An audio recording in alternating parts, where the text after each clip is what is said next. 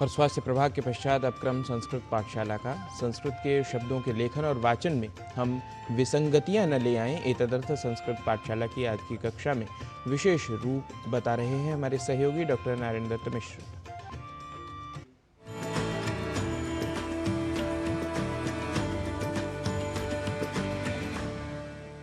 नमो नमः। संस्कृत पाठशालायां सर्वेषामस्तु स्वागतम्। अहमस्मि नारायण दत्त मिश्रः। संस्कृत पाठशाला में हम इन दिनों चर्चा कर रहे हैं शब्दों के शुद्ध उच्चारण और शुद्ध लेखन के बारे में। आज शुद्धता और अशुद्धता के बीच भेद बताने वाली संस्कृत पाठशाला की कक्षा में बात द और ध इन दो अक्षरों से संयुक्त कुछ शब्दों के शुद्ध लेखन और उच्चारण की। हम देखते हैं कि द और ध इन दो अक्षरों से संयुक्त संस्कृत के मूल शब्दों को कम से कम हम शुद्ध बोल तो देते हैं, पर लेखन में कई बार अशुद्धि दिख जाया करती है।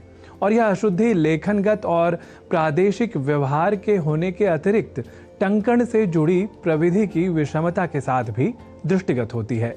ऐसे में बहुधा यह होता है कि उस लेखन को ही आधार बनाकर शब्दों के शुद्ध प्रयोक्ता भी संदेह में आ जाते हैं और फिर न केवल लेखन में ही बल्कि उच्चारण या वाचन में भी अशुद्धि आ जाती है। अस्तु, तो हम इन्हीं अशुद्धियों की ओर आप सभी का ध्यान कर रहे हैं आकृष्ट, क्योंकि संस्कृत भाषा सीखने के क्रम में यदि आप सर्वप्रथम शब्दों की शुद्धता के ज्ञान से स्वयं को जोड़ लें, तब ही अत्यंत परिष्कृत, तार्किक और वैज्ञानिक संस्कृत भाषा को कहीं अधिक सरलता से आप आत्मसात कर सकेंगे। तो आइए इस क्रम में आज हम द और ध इन दो अक्षरों से जुड़े शब्दों को आपके समक्ष रखते हैं। द और ध इन दो अक्षरों से जुड़े शब्दों के उदाहरण के क्रम में हम पहला शब्द ले रहे हैं शुद्ध। लेखन में यदि द और ध के संयोग में जब हम अपनी अनवधानता या टंकण से जुड़ी प्रविधिगत समस्या के कारण क्रम परिवर्तन कर दें, अर्थात ध को पहले और द को बाद में व्यवहारित समझने लगें, तब हम शुद्ध को शुद्ध लिख और बोल जाते हैं, जो कि होता है अशुद्ध। शुद्ध तो द और ध इस क्रम से जुड़ा शुद्ध शब्द ही है। इसी क्रम में दूसरा उदाहरण है प्रसिद्ध।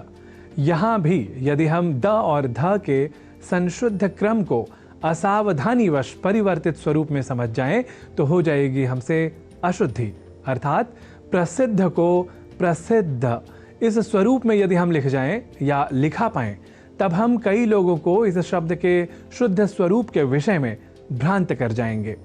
तो ऐसा हमसे चाहे अनचाहे न हो, एतदर्थ अपने विवेक का प्रयोग यदि स्वयं कर लिया जाए या संस्कृत पाठशाला की आज की कक्षा में बताए जा रहे शिक्षण बिंदु को यथासंभव आप याद रख सकें, तो अवश्य ही ऐसी अशुद्धि नहीं होगी। अर्थात प्रसिद्ध को प्रसिद्ध इस स्वरूप में न समझकर या न लिखकर हम प्रसिद्ध अर्थात द और बाद में ध इस अक्षर विन्यास से युक्त शब्द प्रसिद्ध का ही लेखन और तदनुसार शुद्ध उच्चारण करेंगे।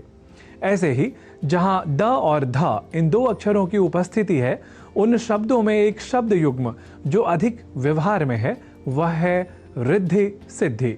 यहाँ भी हम में से कई द और ध के सर्वथा शुद्ध अक्षर विन्यास को अनवधानतावश, या हमने आपको पहले ही बताया कि टंकण से जुड़ी प्रविधि के अशुद्ध प्रयोग के कारण परिवर्तित कर जाया करते हैं, अर्थात ध को पहले और द को बाद में समझकर लिख और बोल भी जाया करते हैं।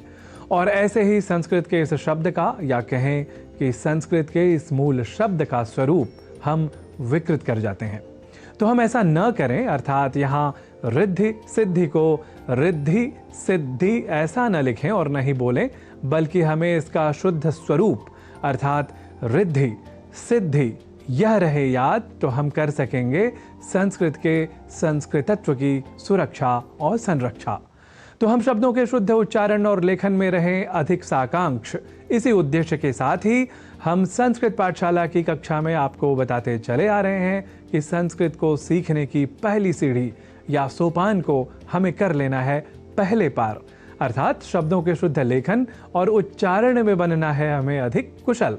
इसे आप सदैव अपना लक्ष्य बनाएं। इसी निवेदन के साथ अद्यतन कक्षायाम एतावदेव। पुनरपि आयास्यामि इतोपि किमपि अधिकम् अवगमयितुं। तावत् सर्वेभ्यः अस्तु। नमो नमः।